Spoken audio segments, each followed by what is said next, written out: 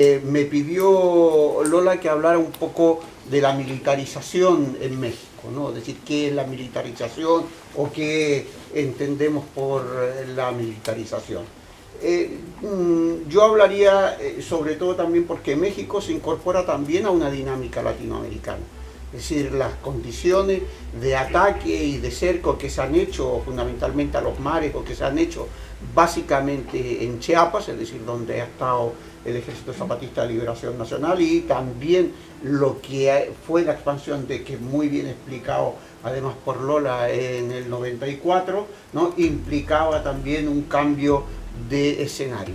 Pero lo que estaba ahí presente todavía, es decir, en ese momento, es lo que podríamos denominar también una acción contrainsurgente, es decir, lo que se estableció y de hecho la penetración de las Fuerzas Armadas mexicanas estaban en la lógica contrainsurgente.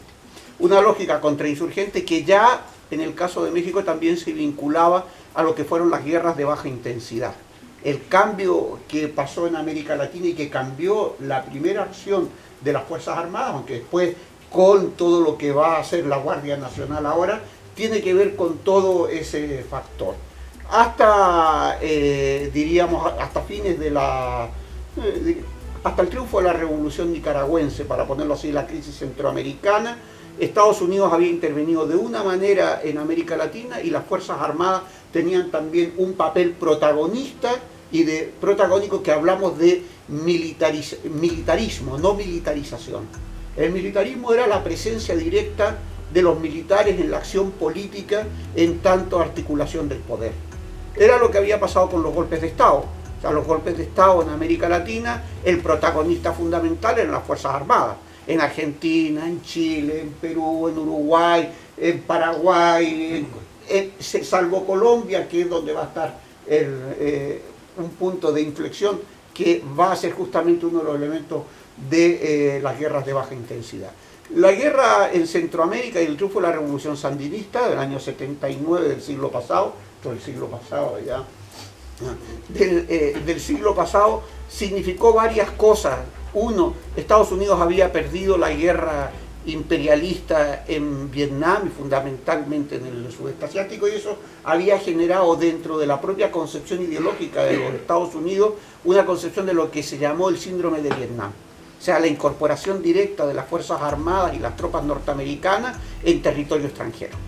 ¿Por qué? Porque era por primera vez también que se había recurrido a un hecho, es decir, eran también miembros de la clase media norteamericana, es decir, no eran chicanos, no eran extranjeros nacionalizados los que fueron a Vietnam, sino que eran hijos de la clase obrera y de los sectores medios, con lo cual afectó directamente también a esa concepción ideológica política que venía dado en la lucha contra el comunismo. No, nosotros vamos a liberar al mundo, y de repente sufren una derrota.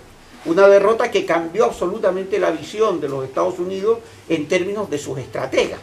Por lo tanto, cuando aparece la crisis centroamericana, voy a ir rápido, los ideólogos habían planteado otra manera de intervenir. Y eso es lo que se llamaba guerras de baja intensidad, guerras cuasi regionales, donde los Estados Unidos iban a practicar una política distinta. Era uno, revertir procesos. El concepto de las guerras de baja intensidad era uno, revertir procesos.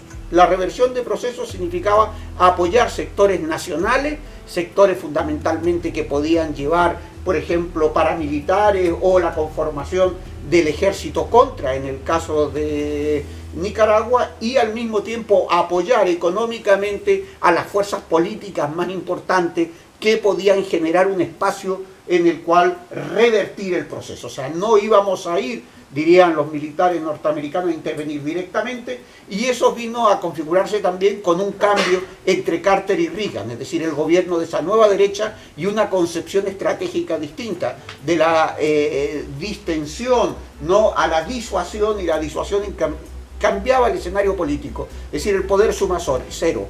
Todo lo que ganen los comunistas, se dirá en Centroamérica y el Caribe, lo perdemos nosotros. Por lo tanto, vamos a apoyar. Ahí aparece el caso de Irán Contra. Por lo tanto, el primer elemento es revertir procesos a través de apoyo. Y eso implicó también un cambio en la política norteamericana. Por primera vez ya no se hacen acciones encubiertas.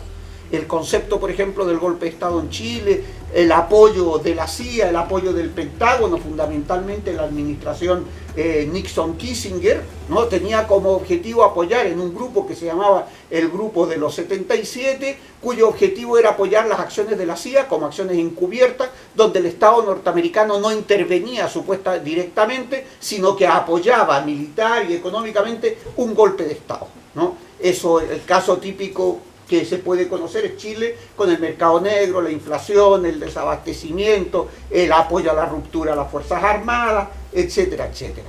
Por lo tanto, ahí tenemos otra concepción, y por primera vez los Estados Unidos, el Congreso de los Estados Unidos, la Cámara de Representantes, van a destinar dinero de los contribuyentes norteamericanos, avalados fundamentalmente por el propio establishment, para revertir procesos en términos.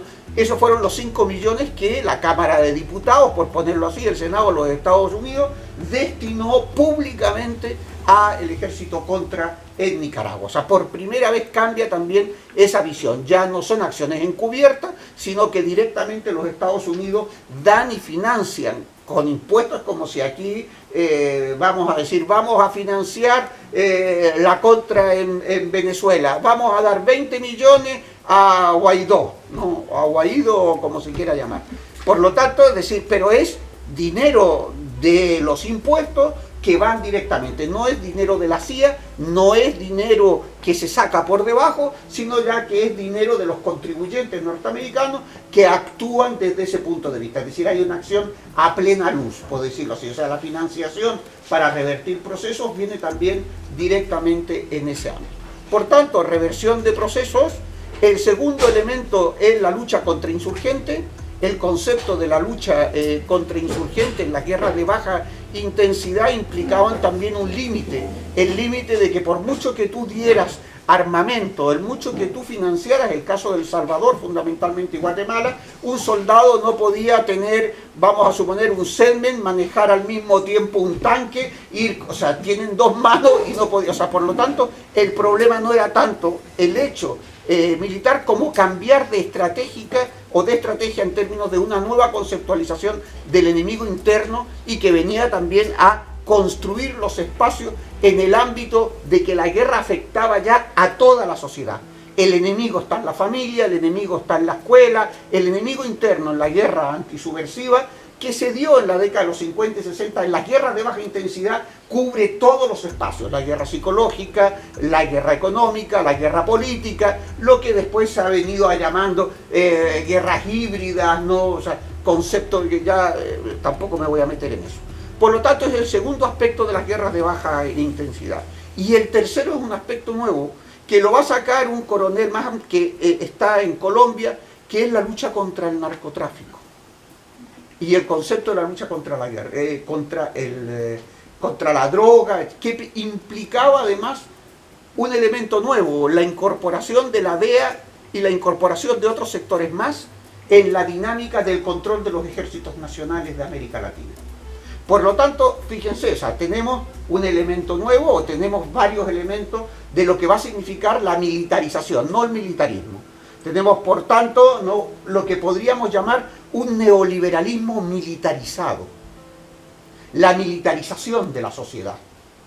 Por lo tanto, un cambio en la seguridad hemisférica de los Estados Unidos, que claro, a partir de 1989 o 91, con la crisis de los países del este o la caída del bloque, implicó también la primera guerra de Irak, después la segunda guerra de Irak, y los elementos específicos, ¿no?, de readecuación del escenario. Bien, lo que estamos pasando es del militarismo a la militarización, o sea, un concepto distinto. El enemigo está dentro, el enemigo interno es la doctrina de la seguridad nacional, pero fíjense cómo se readecúa, se redefine bajo otro elemento: guerra económica, guerra política, guerra psicológica, e implicaba también por primera vez lo que salió, que fue el documento de Santa Fe I y Santa Fe II, una diferencia entre el gobierno permanente, ¿no?, y los gobiernos de coyuntura.